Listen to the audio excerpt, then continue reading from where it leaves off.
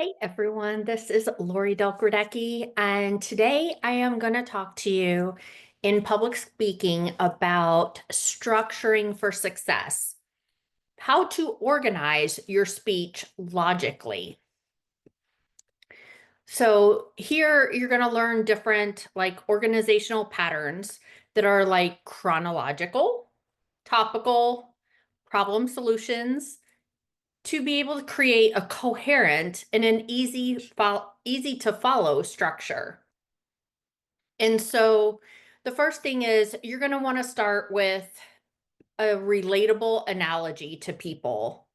So imagine trying to assemble a complex piece of furniture without the instructions. It would be frustrating, right?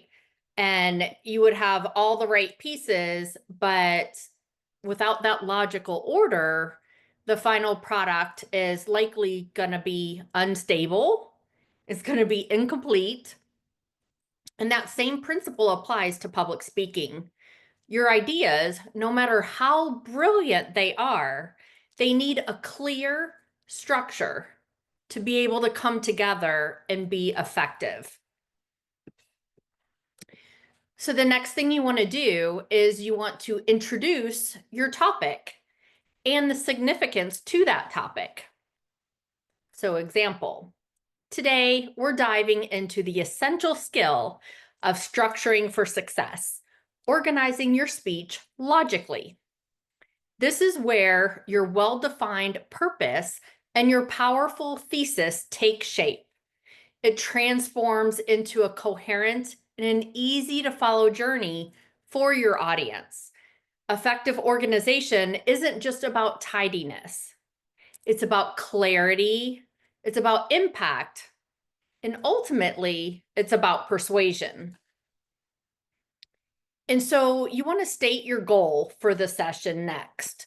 So my goal today is to equip you with a toolkit for organizational patterns and strategies that are going to enable you to structure your speeches with confidence and to create that seamless experience for your listeners. This is going to ensure that your message lands exactly as you intend. And so then next you want to briefly cover what you're going to outline in your speech. So example, we will explore several fundamental organizational patterns, discussing how to choose the best structure for your message and highlight those key principles for creating that smooth transition and a strong overall flow. And so next, you're going to break things down.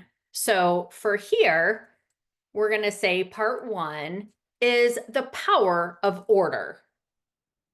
Why does logical structure even matter? Right? So it's clarity for your audience.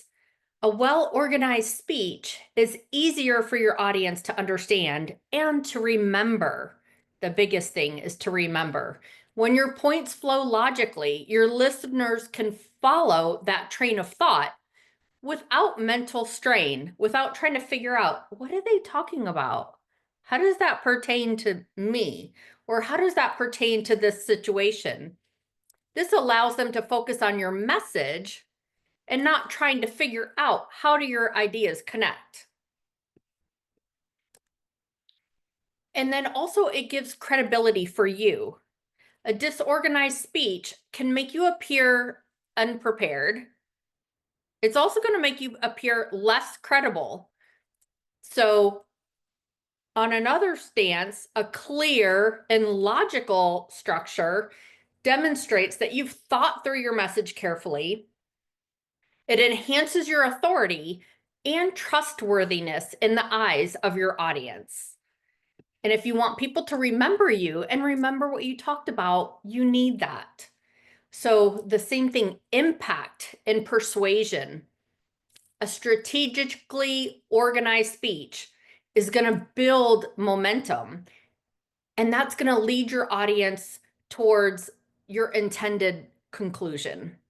So whether you're informing them, whether you're persuading them, whether you're teaching them, That logical progression of ideas makes your message more compelling and more impactful.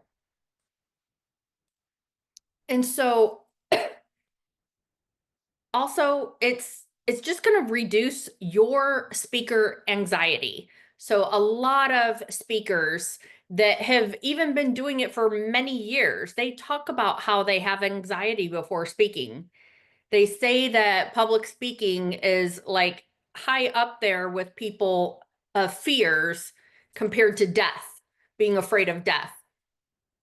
And so that solid structure can reduce your own speaking anxiety because you know exactly what is going to come next.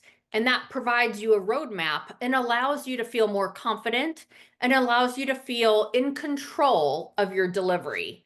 So it's always good to have stories and always good to speak off the cuff a little bit, but you still want to have your structure and your outline. So next in your structural toolkit is exploring the organizational patterns. So example, chronological order. The chronological order arranges the information according to a sequence of time or steps. It's ideal for historical accounts, the process explanations, the storytelling. Think about first this happened, then this, and then finally this.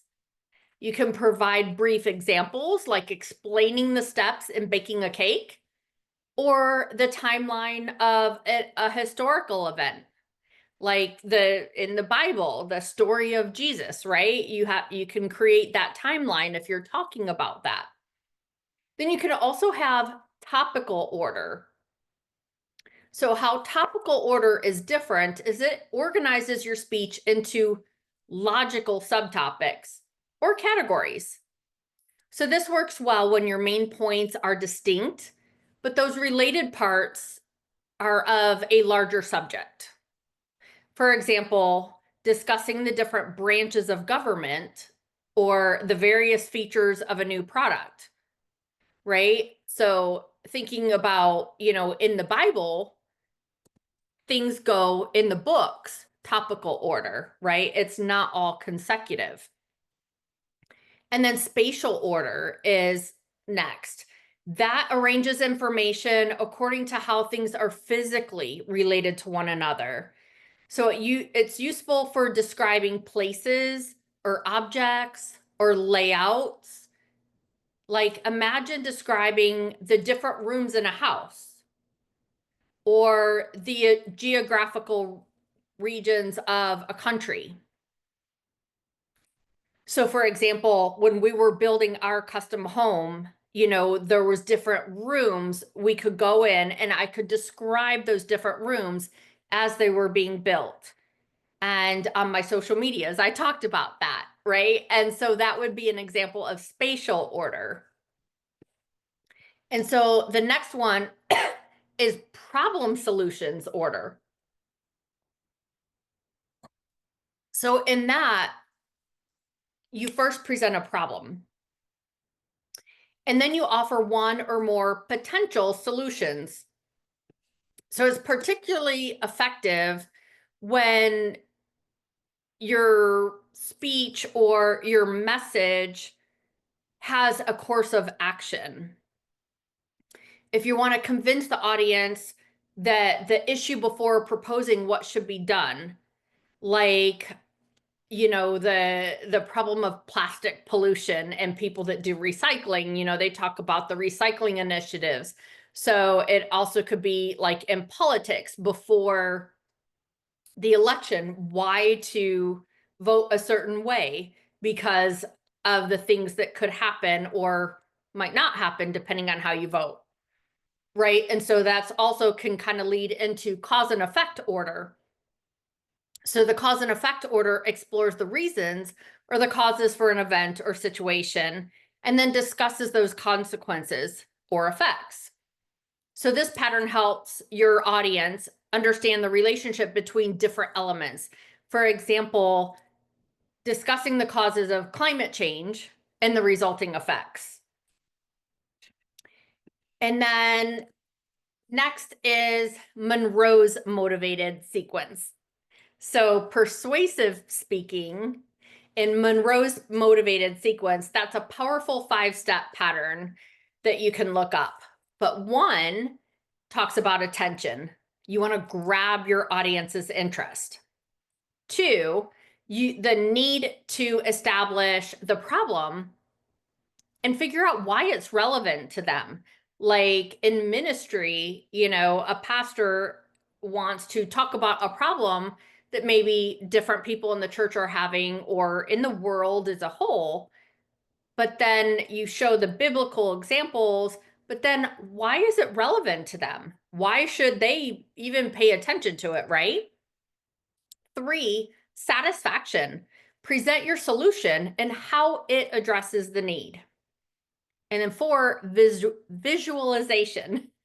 So help your people, your audience, imagine the benefits of your solution. 5 is action. Call the audience to take a specific step, right? You're talking to people to go out and win souls, then call them to take that specific step. Explain that step and what your course of action that you want them to take. And then next in your speech, you're going to talk about building bridges. So this is going to go over how you transition and how you flow from one thing to the next. So the importance of a transition is you think about transitions are like the verbal bridges that connect your main points with all your subpoints, and then it guides your audience smoothly from that one idea to the next. Because without them, your speech could feel like disjointed or abrupt, right? Like you're going down the highways and you feel all those potholes because they haven't fixed the roads, right? So that's the same thing. You don't want your speech to sound that way. So different types of transitions could be like signposts, words or phrases that indicate where you are in your speech. So like you say, first, we're going to talk about this. Second, we're going to talk about this. At the end, you're going to say, finally. And then at the very end, your extra PS is you say, in addition to that, right? Or you could also have internal summaries. So you briefly just start restating what you just covered. You tell them what you're going to cover, and then you remind them what you covered at the end. And then the internal previews is like briefly outlining what you're going to talk about next. And then using those connective words. So those are words or phrases that show the relationship between ideas. When you say things like, however, therefore, because, or furthermore. So those are just some examples of how you could go into from one phrase to another, one section to another. And so that helps to create a sense of flow, right? And so when you're talking to someone, people are dying and going to hell because we aren't going out there and showing them. We're not going out there and doing our jobs and telling them, right? So that's the because is in there. So you have those different transition words. And that also creates that sense of flow. So beyond the transitions, a logical flow is created by ensuring that each point builds upon the previous one. So think about it as constructing a building. Each brick needs to be placed strategically to create that strong and stable structure or foundation, right? So in conclusion, you next have a conclusion and you talk about that. You want to recap the things that you talked about. Today, we've explored several powerful organizational patterns: chronological, topical, spatial, problem solutions, cause and effect, and Monroe's motivated sequence. Each one of those things offers unique framework for structuring your ideas effectively. So next, you want to emphasize the power of that intentional structure. So remember, choosing that organizational pattern isn't just about filling in the blanks. It's a strategic decision that directly impacts your audience's understanding, your credibility, and the overall effectiveness of your message. And then you want to have your call to action. I encourage you to think critically about the best way to organize your next speech. Don't let your brilliant ideas get lost in a jumble. Embrace the power of logical structure to amplify your message and connect with your audience on a deeper level. That's going to help them to remember it and remember you and remember what you've inspired them to do to help them in their lives. So the same thing, inspiring final thought, always give that. A well-structured speech is a gift to your audience. It's a clear pathway to an understanding, right? And so by mastering the art of organization, you're going to transform your words from a collection of ideas into that powerful and memorable experience. So just think about that when you're talking to people and you're explaining to them your thoughts and ideas. And when you put that in order and you think about how that all works together, then like I said, people are going to think about you more giving you more credibility. But it's also going to help you get your message across, because you don't want people to just sit there and listen. But then when they get out of church or out of the meeting and they go to lunch with somebody and they say, "Oh, what'd they talk about?" And the people are like, I don't know. I listened, I was there, but I didn't really grasp it, right? So you want people to remember it. You want people to get it. So I hope this helped you. I will see you on our next lesson. Thanks so much for tuning in.